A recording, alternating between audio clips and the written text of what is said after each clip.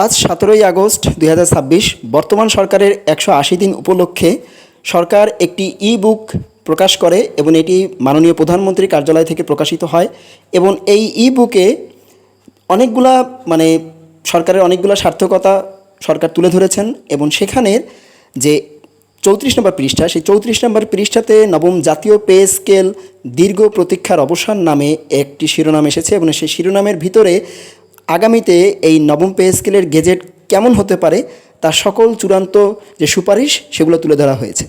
একটু খেয়াল করুন, দেখুন এখানে কি কি বলা হয়েছে। শিরোনাম হচ্ছে নবম জাতীয় পে স্কেল এবং এই নবম জাতীয় পে স্কেলের দীর্ঘ প্রতীক্ষার অবসান।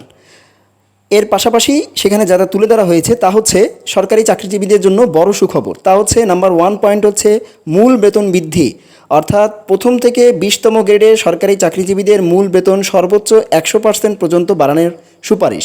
অর্থাৎ 1 থেকে 20 পর্যন্ত সবার, কিন্তু সবারই কিন্তু সমানভাবে বাড়বে না। তো সরকার বলেছেন 100% চূড়ান্তভাবে সুপারিশ করেছেন 100% চূড়ান্ত, অর্থাৎ 100% বর্ধিত হবে আর কি। দ্বিতীয় ধাপে এবং দ্বিতীয় যে পদক্ষেপ তা হচ্ছে 2 ধাপে এটি বাস্তবায়িত হবে, অর্থাৎ প্রথম বছরে মূল বেতন, দ্বিতীয় বছরে বাড়ি ভাড়া ও অন্যান্য ভাতা কার্যকর হতে পারে। তার মানে আমরা যেটা বলেছিলাম সেটাই এখানে তুলে ধরা হয়েছে। তৃতীয় যে সুপারিশ তা হচ্ছে সুপারিশ চূড়ান্ত, অর্থাৎ সচিব কমিটির সব সদস্য একসাথে মিলে চূড়ান্ত প্রতিবেদনের তারা স্বাক্ষর করেছেন। অর্থাৎ 12ই আগস্টের যে মিটিংটা ছিল সচিবালয়ের যে সচিব কমিটির যে মিটিংটা ছিল, চূড়ান্ত মিটিং এই পে কমিশন নিয়ে, এবং সেখানে সচিব কমিটির সকল সদস্য তারা চূড়ান্তকরণ করেছেন ওখানে স্বাক্ষর করে, ঠিক আছে, সেটাও এখানে তুলে ধরা হয়েছে। এবং বাজেটের বরাদ্দ কত রাখা হয়েছে দেখেন, 2026-27 অর্থ বছরে বেতন ভাতার জন্য 89,836 কোটি টাকা এবং পেনশন গ্র্যাচুইটি সহ মোট 1,41,434 কোটি টাকা বরাদ্দ রাখা হয়েছে।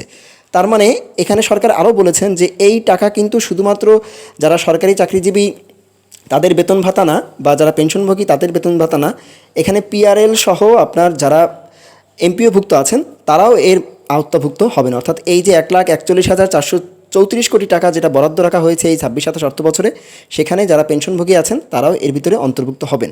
তো আলহামদুলিল্লাহ, এটা কিন্তু অনেক বড় একটা নিউজ। এবং এই সরকার যদি ঠিক এখানে যে বিষয়ের উপরে তুলে ধরা হয়েছে বা যে বিষয়গুলো তুলে ধরা হয়েছে ঠিক এইভাবেই যদি সরকার আমাদের গেজেটটা প্রকাশ করেন তাহলে আলহামদুলিল্লাহ, এবং এটা আমাদের জন্য অনেক বড় একটা বিষয় হতে যাচ্ছে।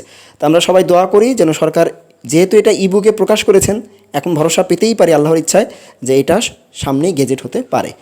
তো ভালো থাকবেন, আমরা সবাই চাই গেজেট দ্রুত হোক। আলহামদুলিল্লাহ, আল্লাহ হাফেজ।